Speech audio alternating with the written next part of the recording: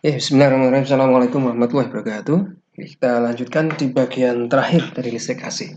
Ya, sebelumnya kita sudah menganalisa ya rangkaian RLC, bagaimana bentuknya, kemudian diagram fasor untuk menganalisanya, kemudian ada resonansi. Ya, sekarang kita lanjutkan dengan daya listrik. Ya, berapa sih daya listrik yang dikonsumsi oleh listrik AC? Ya. Pada rangkaian AC, disipasi daya oleh resistor adalah P sama dengan V kali I, ya. Normal ya. V kalikan I. Nah, makanya dari grafik ini kita dapatkan hasil kali V terhadap I itu selalu positif ya. Saya mempunyai V di sini ya. V-nya searah dengan I, ya. Maka daya listrik yang dikonsumsi berapa? V kalikan I, ya. Kalau V-nya positif, I-nya positif, hasilnya bagaimana? Positif ya. Makanya hijau ini yang CRC hijau ini positif ya. Yang kedua, kalau V-nya di sini negatif, I-nya juga fasenya juga negatif, sefase untuk resistor ya. Maka hasil kali negatif dengan negatif apa? Positif juga ya. Sama juga di sini. Positif dengan positif ya positif juga.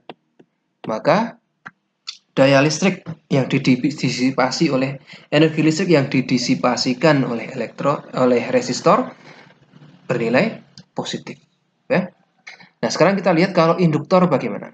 Induktor tegangannya ini, grafik ini harusnya grafik yang atas ya. Tegangannya negatif, harusnya positif, hasilnya negatif ya. Ketika tegangannya negatif, harusnya negatif, hasilnya positif. Ketika tegangannya positif, harusnya negatif, negatif juga ya. Ketika dua-duanya positif, jadi positif ya. Kalau kita jumlahkan bagaimana? Minus setengah plus setengah minus setengah plus setengah 0 ya. Jadi secara total, secara siklus sebenarnya tidak ada daya yang disipasikan oleh induktor. Tidak seperti resistor. Resistor memakan energi ya. Induktor ini tidak. Nah, terus bagaimana? Nah, induktor itu menyimpan energi. Ini ketika dia menyimpan, memakan energinya untuk disimpan.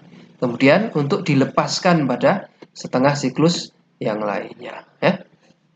Nah, demikian juga untuk kapasitor ya.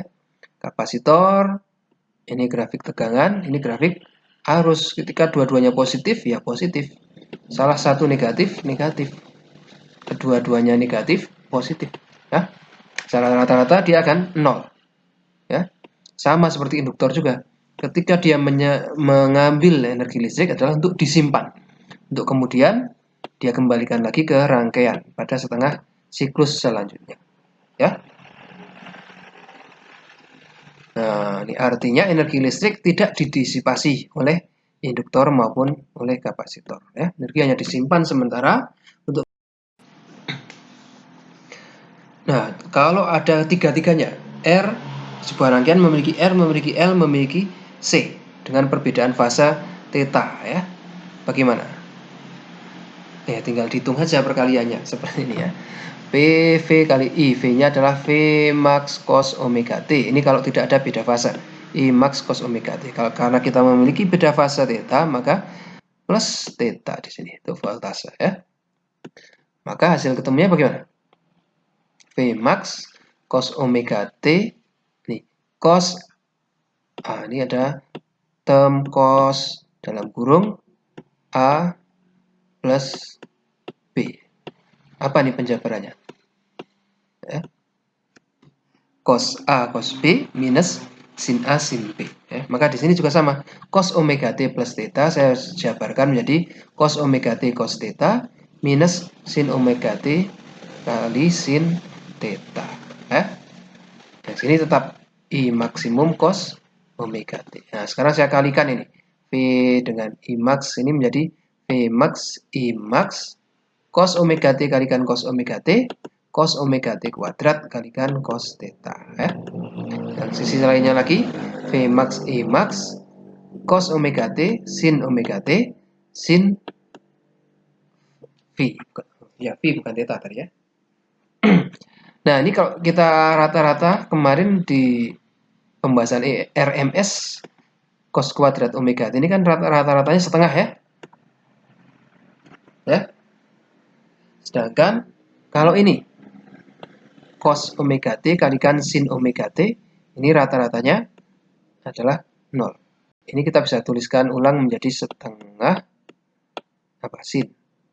Setengah sin ya. Sin 2 omega T ya. Tadi seperti grafik induktor dan kapasitor. Kalau kita rata-ratakan dalam satu siklus hasilnya akan 0 ya.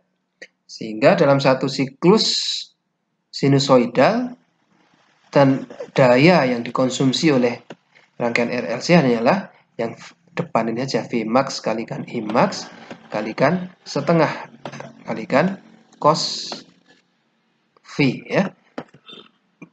Nah, karena Vmax per akar 2 itu adalah VRMS dan Imax per akar 2 itu VRMS juga, maka kita bisa tuliskan V average adalah VRMS IRMS kalikan cos V. Dimana V adalah faktor daya ya. Kita sebut sebagai power factor ya. Perbedaan fase antara I dengan V ya. Nah, secara keseluruhan bagaimana? Disipasinya bernilai positif ya. Memang ada yang negatif, ini ada negatif, tapi ketika dijumlahkan dengan yang positif banyak yang bernilai positif ya. Oke ya. Oke, kembali ke sana. Meskipun secara rata-rata komponen kedua ini bernilai 0, tetapi secara sesaatnya tidak 0 ya. Ketika awal mungkin ada negatif atau ada positif, ada 0 ya. Secara rata-ratanya saja 0, tapi tidak 0 kalau sesaat. Maka untuk sesaat kita definisikan menjadi dua ya. Daya itu ada daya aktif ya, yang benar-benar dikonsumsi atau didisipasikan oleh resistor yang diubah menjadi bentuk energi lain, misalnya dari lampu jadi panas, jadi cahaya, jadi suara. Ini menggunakan daya aktif ya. Daya real satuannya biasanya watt ya. Artinya apa? Daya yang benar-benar digunakan untuk kerja, untuk mengubah energi listrik menjadi energi lainnya, energi lampu, energi cahaya, energi suara, energi mekanik dan sebagainya. Disipasikan oleh resistor load. Sedangkan faktor yang belakang ini yang rata-ratanya 0 tetapi pada saat T tertentu tidak 0, ini kita sebut sebagai daya reaktif ya. Dia tidak real, dia imajiner ya. Nah, satuannya volt ampere reaktif atau VAR. Nanti kalau Anda dengar ada satuan VAR di listrik tidak bingung ya. Ini merupakan daya listrik, bukan merupakan daya listrik yang sesungguhnya ya. Kenapa? Karena seolah dia mengkonsumsi daya pada setengah siklus pertama, tetapi sebenarnya dia hanya disimpan saja ya. Disimpan sebagai medan listrik oleh C dan medan magnet oleh L. Sedangkan setengah siklus berikutnya dia dilepaskan lagi ya. Maka bukan benar-benar mengambil energi, tetapi hanya menyimpan, mengembalikan, menyimpan, mengembalikan ya. Nah, ini makanya kita memiliki daya ini ada 3 ya, daya yang terukur. Nah, ini kita sebut sebagai daya semu, sebagai daya aktif. Ini aktif itu apa ya? Oh, ini daya semu, maaf lambangnya bukan P ya, salah. Lambangnya biasanya S. Daya total atau daya semu ini S atau daya yang tampak sama dengan daya aktif ditambah daya reaktif ya. Nah, karena antara P dan Q itu beda fase, kita tidak bisa langsung menjumlahkan saja, harus memakai fasor ya. Nah, diagram fasor ini bagian yang aktif ya. Ini bagian yang reaktif. Ini bagian total ya.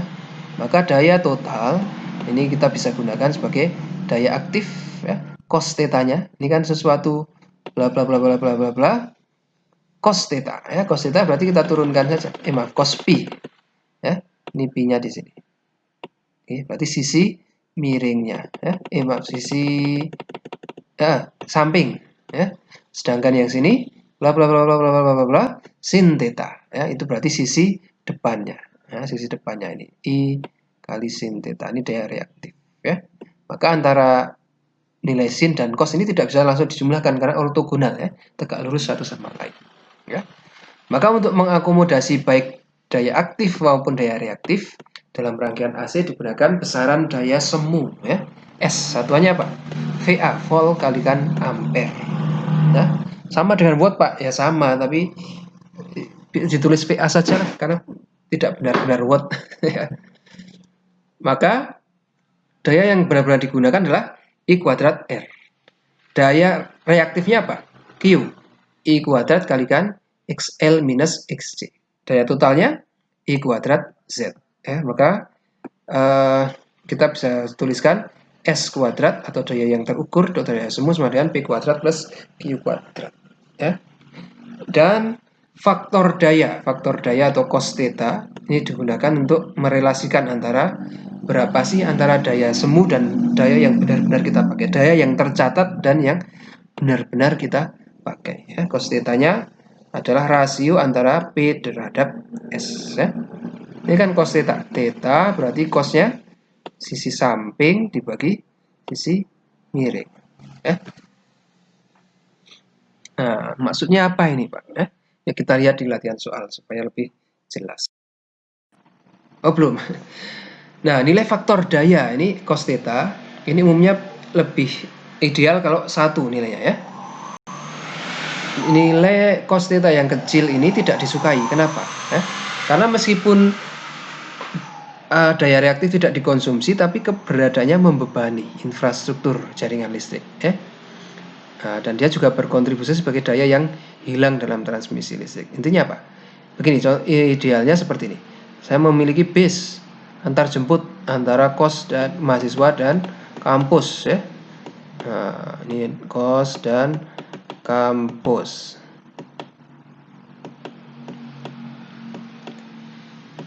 Nah, antara kos dan kampus.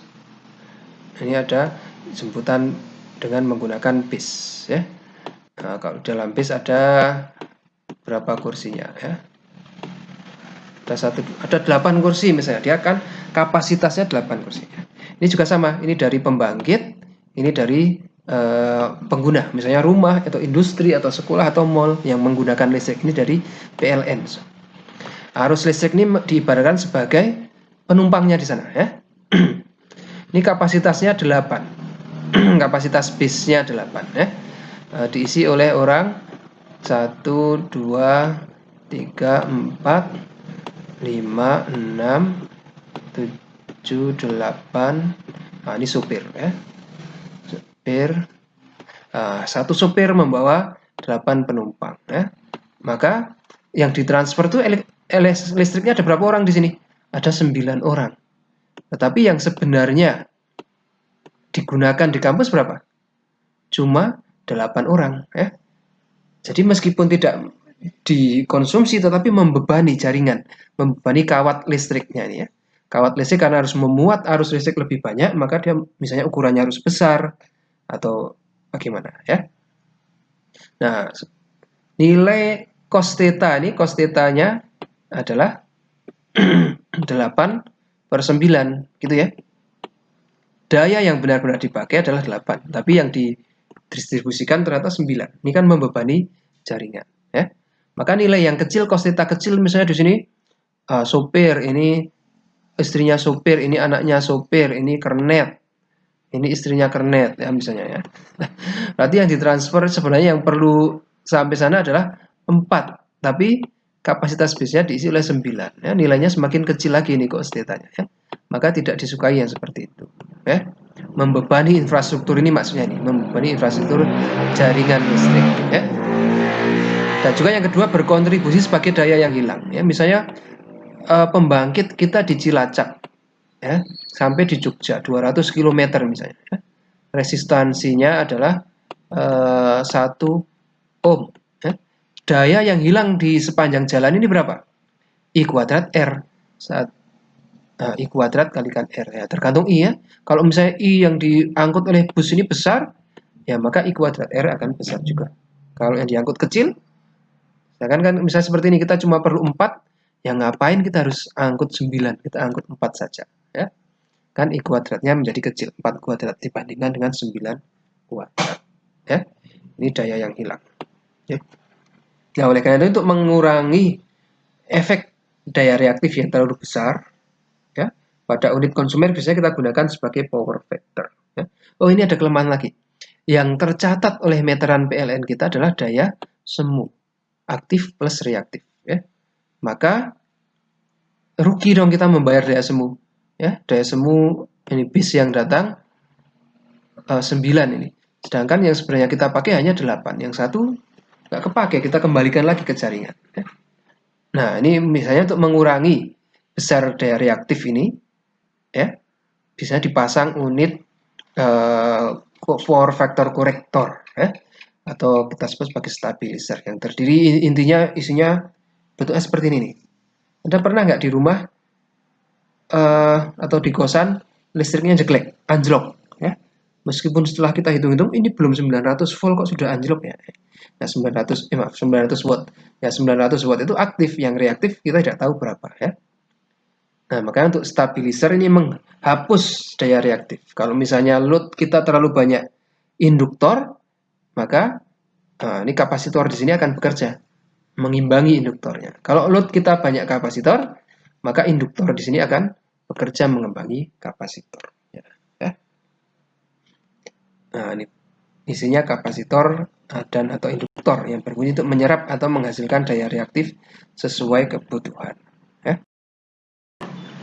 Nah, contoh nih, pada suatu pagi, minggu pagi yang cerah, di tanggal tua sudah pilot ya mahasiswa, kiriman belum datang, nah maka dia laundry sendiri aja lah, ya, untuk menyelesaikan rondinya sendiri di dalam kamar kos.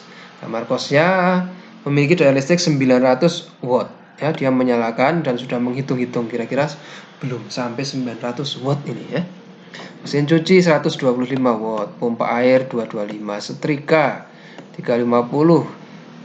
Karena panas habis setrika nyalain kipas angin 20 watt ya. Sambil ngecas HP lah ya. 10 watt. Nyalain televisi biar nggak sepi 85 watt. Total 850 watt.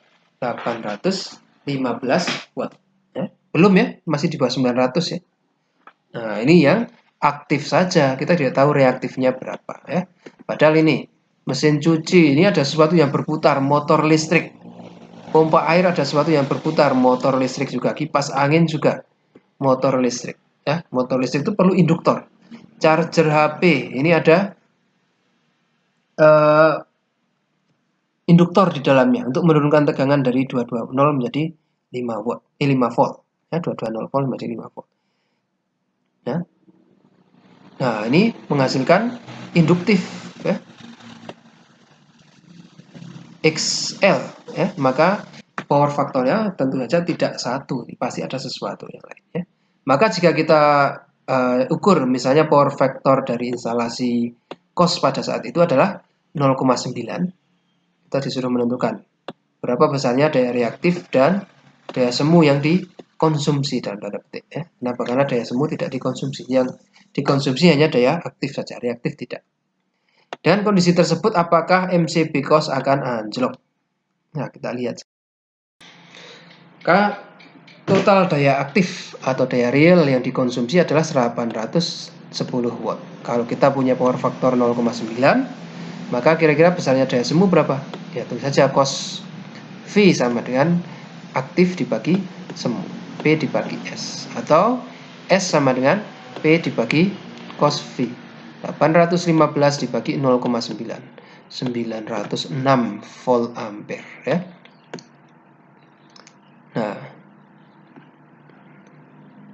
Nah, konsumsi daya semu yang tercatat di kWh meter di kos Anda 906 volt ampere nih. Ini sudah melebihi batas daya yang diperbolehkan 900 watt ya. Sehingga pasti kos MCB pos akan anjlok ya. Ibu kos marah-marah. Wih, siapa yang menyalahin? Ya. Nah, kita suruh menghitung daya reaktifnya berapa ya. S sama dengan P kuadrat plus Q kuadrat. Sehingga Q kuadrat sama dengan S kuadrat minus P kuadrat. Kalau Q saja ya tinggal diakar. 906 kuadrat dikurangi 815 kuadrat. Kemudian diakar. Oke. Hasilnya adalah, nah ini konsumsi daya reaktif kita ternyata 396 volt ampere reaktif. Ya, besar ya. 815 plus 396. Kok tidak match, Pak? 815 ditambah 396 kok bukan 906. Ya. Ini berapa? 11 1 12 ya. Kok 1211 ya? Karena ini dengan ini tidak bisa serta-merta ditambahkan secara skala ya, karena dia memiliki beda fase. Ya, harus menggunakan diagram fasor. Oke, jelas ya? Alhamdulillah kalau jelas. Mudah-mudahan bisa dipahami dengan baik. Kita cukupkan dengan hamdalah bersama-sama. Alhamdulillahirabbil alamin. Assalamualaikum warahmatullahi wabarakatuh.